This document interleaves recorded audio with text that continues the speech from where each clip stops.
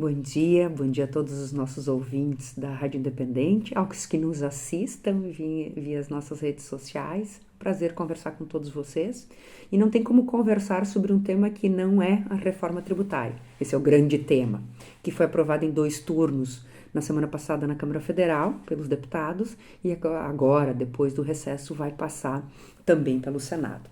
Nós sabemos que essa é uma das reformas estruturantes necessárias ao Brasil e que há décadas se discute essa reforma e vários projetos de lei estão lá no Congresso e estavam lá no Congresso. E finalmente nós avançamos em um deles, que é uma proposta de tributação muito próxima aos países desenvolvidos, ou seja, nos torna mais próximos das economias mais desenvolvidas, com um potencial de competitividade maior, tá?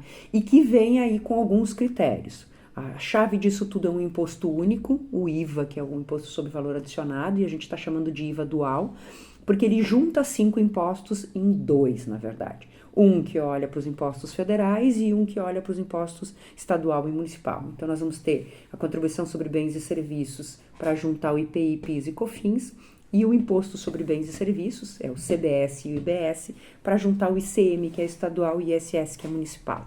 Ou seja, 2 tributos que simplificam a carga tributária brasileira e a operação da carga tributária brasileira.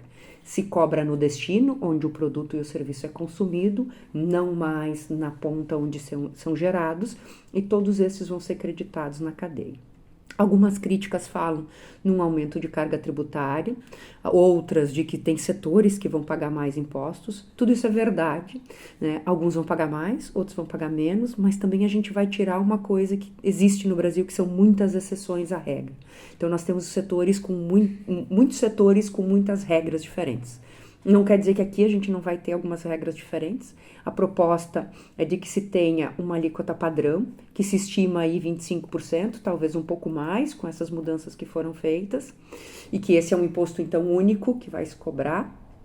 Uma alíquota reduzida, que vai se cobrar 40% da alíquota padrão, ou seja, uma redução de 60%. Isso vai servir para serviços da educação, serviços da saúde, medicamentos, produtos agropecuários, produtos culturais.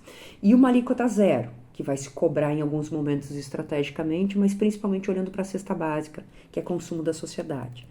Óbvio que isso não começa de uma hora para outra, nós estamos falando de uma transição que é possível que aconteça, que está prevista para acontecer em 30 anos e comece a acontecer em 2026. Então tem um tempo aí, um tempo de transição e de testagem desses impostos, tá? O que está se fazendo é um projeto de emenda constitucional, por isso que ali não vai já qual é e quanto é esse tributo, isso vai vir depois. Já se criou alguns mecanismos em um tributo, por exemplo, para olhar de uma forma mais significativa e tal para os bens que são bebidas alcoólicas, bens que fazem mal à saúde, que se chama de imposto seletivo, e alguns outros que foram determinados já como exceções a uma regra que é uma regra geral. Fato é de que um imposto único, que retira a guerra fiscal entre estados, porque vai servir a todos de forma igual, que cria um mecanismo de operação mais fácil, homogêneo, ele é sim um avanço para a economia brasileira. Por óbvio que se eu estou em um setor ou outro, eu vou sentir isso mais ou menos, mas nós estamos nos tornando mais justos nessa condição. Exemplo, a área de serviços hoje paga 5% mais ou menos de imposto. Os produtos em geral pagam 18%. A área de serviços vai pagar mais. Mas se hoje a gente já paga 18% nos produtos, quer dizer, havia um benefício ao setor de serviços. É claro que quem usufrui desses serviços vai pagar mais no primeiro momento. Bom, mas isso também beneficia aquele que ganha menos, que consome alguns produtos somente. Nós nunca vamos conseguir contentar a todos. A gente sempre tem que olhar para o bem maior e que é para o coletivo. Aqui nós estamos falando de uma tributação simplificada, que quem ganha mais vai pagar mais, que quem ganha menos vai pagar menos, que retira essa guerra fiscal dos estados, que vão poder continuar beneficiando os negócios que quiserem, mas vão usar outros formatos, por exemplo, via orçamento, não mais né, o tributo ou o benefício do tributo. Não quer dizer que eles não possam fazer, vão continuar fazendo, mas usando os outros mecanismos.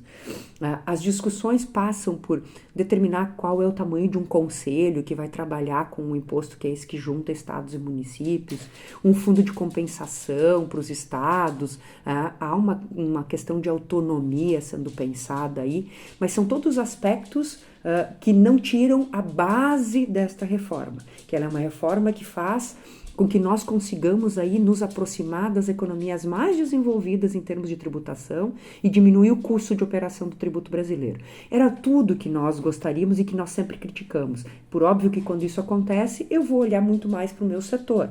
Também é natural e é legítimo. Fato é de que esse é um avanço que fazia muito que se precisava e que finalmente nós tivemos já uma votação na Câmara Federal aprovada e que agora está indo para o Senado. E que vai ter ajustes, vai sofrer alterações, mas sim, sem dúvida nenhuma, uma reforma estruturante necessária à economia brasileira e que nós conseguimos dar os primeiros passos na semana passada e deve ser comemorado nesse contexto. Um abraço a todos, fiquem bem e até semana que vem.